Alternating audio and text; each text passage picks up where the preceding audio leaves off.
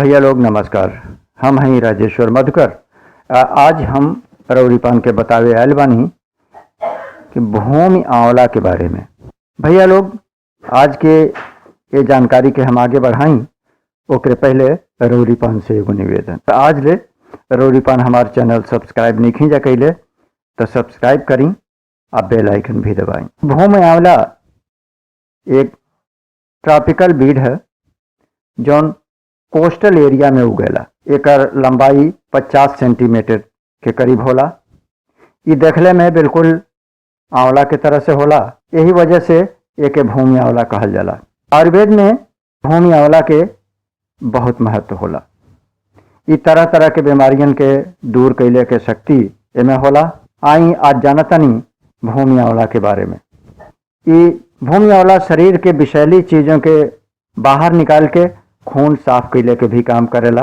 साथ ही ये पीलिया के बहुत मुफीद दवा है। पीलिया में ताज़ा जड़ के निकाल के और पीस के अगर दूध या कोनो रस के साथ एक पेस्ट के सेवन कैल जा तो बहुत लाभ मिलेगा। इन्फेक्शन और जहर के असर के खत्म कैले के एमे ताकत होला। भूमि आंवला के पाउडर चावल के पानी में मिला के उपयोग कैले से लिकोरिया के इलाज होला। भूमि आंवला अस्थमा के एगो प्रभावी उपचार है। चीनी के सिरप के साथ भूमि आंवला के प्रयोग करके खांसी या हिचकी के लक्षण के दूर कल जाला।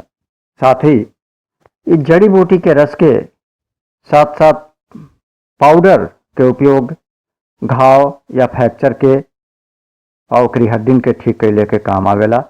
ये भूमि आंवला दर्द निवारक के भी काम करेला।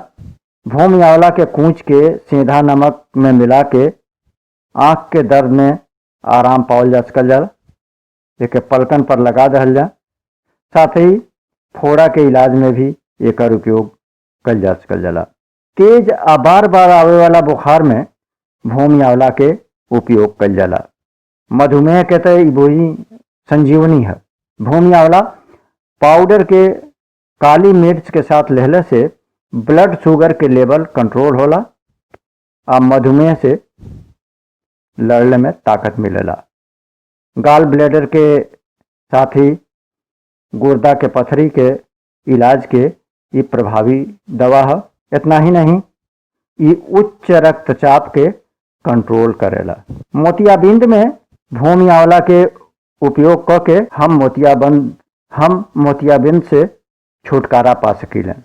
साथ ही चेहरा के दाग या पक्षाघात पर भूमि आंवला के इस्तेमाल करके लाभ प्राप्त कल जा सकल जाला। एकरी अंदर HIV से लड़े के शक्ति होला। साथ ही वायरल रोग के ये बहुत ही अचूक दवा है। रक्त शोधक के भी काम करेला। रक्त शोधक के क्षमता एमे बहुत होला। ये पीलिया के इलाज करेला। कहले का मतलब ही बा कि भूमि आंवला हमरा खातिर एक बहुत ही उपयोगी जड़ी बूटी है।